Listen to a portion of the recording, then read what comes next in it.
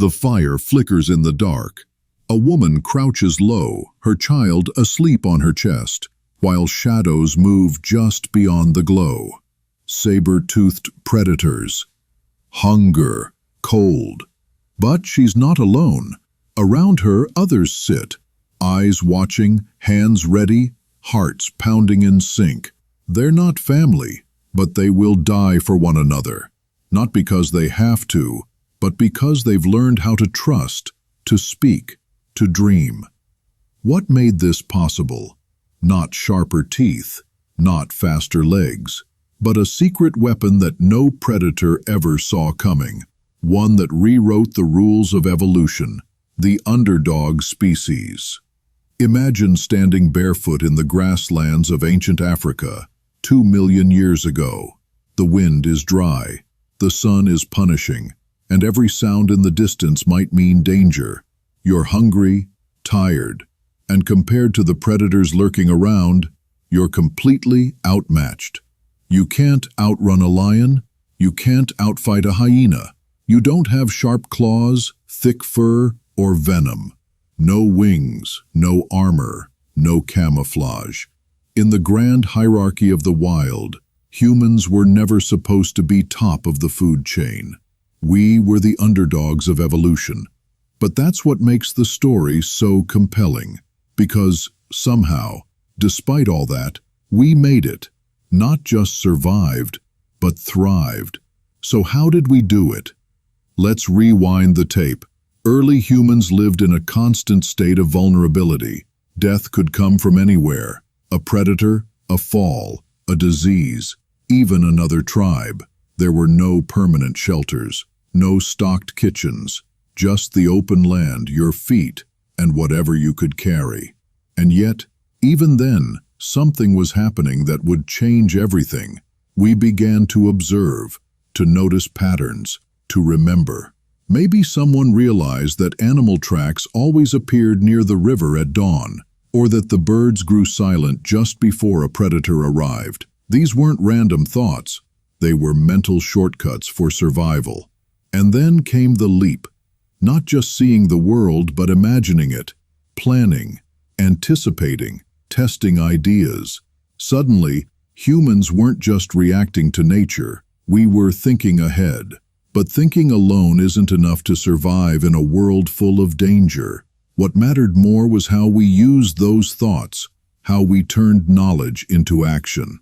We began to craft tools, sharp rocks for cutting, sticks for digging, spears for hunting.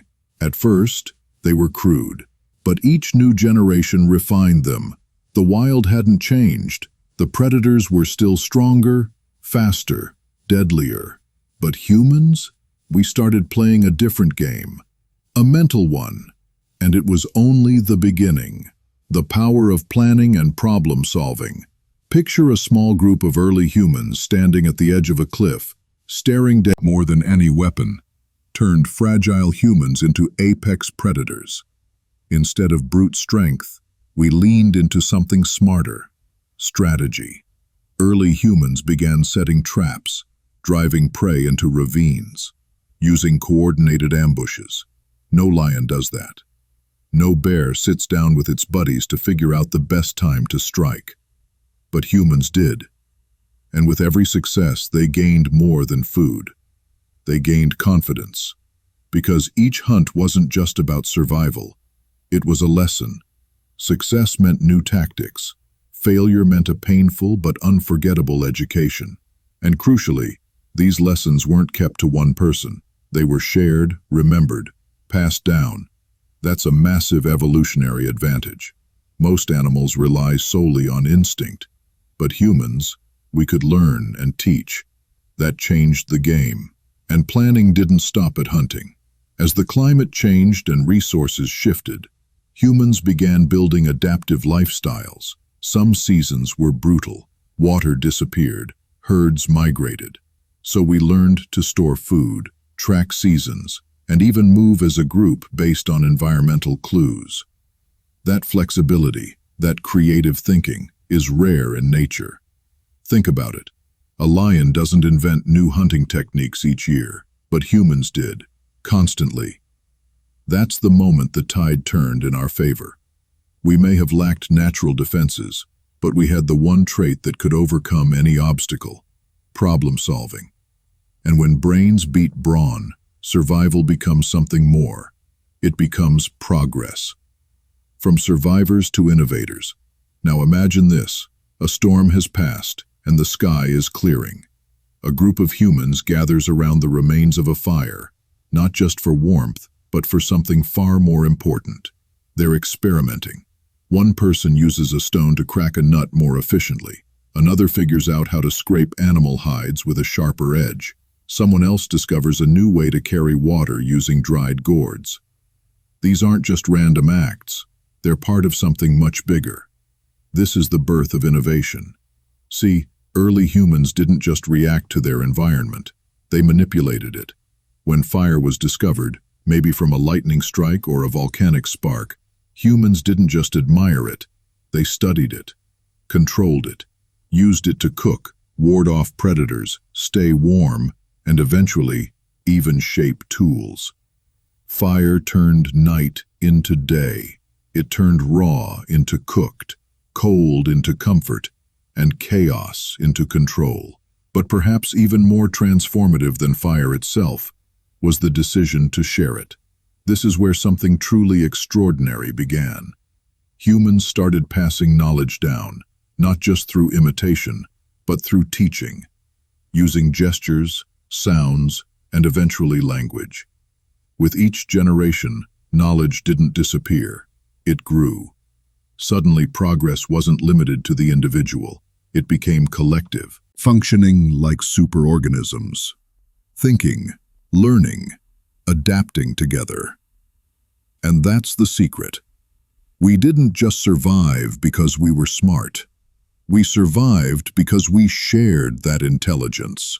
Because we could look at the world, ask, what if, and actually test the answer. From stone tools to fire pits, from shelters to strategies, we were no longer just surviving. We were transforming the world around us. And this set the stage for something even more powerful. A force that would unite tribes, build cultures, and rewrite the very rules of evolution. That secret weapon? It wasn't just intelligence, it was connection. From signals to speech. Close your eyes and imagine a world before words. No names, no stories, just grunts, gestures, and glances. You could survive, maybe, but you'd be trapped inside your own head. Now imagine, for the first time, someone pointing at danger, making a sound, and others understanding. That moment, that's not just communication, that's revolution. Because once early humans started connecting through sound and symbol, everything began to change. At first, communication was probably simple. Warning calls, basic signs, emotional expressions. But even these crude signals had power. If you could warn your group about a predator before it struck, that was survival. If you could signal a better path to water or food, that was leadership. And if you could bond with others through shared emotions, fear, joy, sorrow, you weren't just part of a group anymore, you were part of a tribe. Over time, vocal cords evolved, brain structures expanded, and those scattered sounds became structured. Patterns emerged, rhythm, repetition, meaning, and slowly speech was born. We don't know what the first true word was, but when it came, it would have lit up the brain like fire, because words are shortcuts to thoughts. They collapse complex ideas into sounds you can pass to someone else in an instant. A single syllable can carry a memory, a warning, a feeling. With speech, humans could collaborate faster, learn faster, and, most importantly, trust faster. And with trust came something no other species had ever achieved on this scale: cooperation beyond bloodlines. Speech turned small survival groups into flexible, intelligent units. And as language spread, ideas flowed. People started naming things, labeling tools, describing places, sharing tactics. Knowledge wasn't stuck in one brain anymore. It could travel. That's what gave humans the edge. We weren't just thinking, we were thinking together. Gossip, trust, and the rise of big tribes. Okay, let's be honest. Track relationships, reputation, and behavior without personally witnessing everything. That's where gossip came in. Gossip wasn't just idle chatter, it was social glue. It allowed people to exchange valuable information. Who's trustworthy? Who lied during the last hunt? Who shares food? And who hoards it? In other words, gossip became an invisible social ledger. It helped early humans enforce rules, build alliances, and keep cheaters in check, all without needing a formal justice system.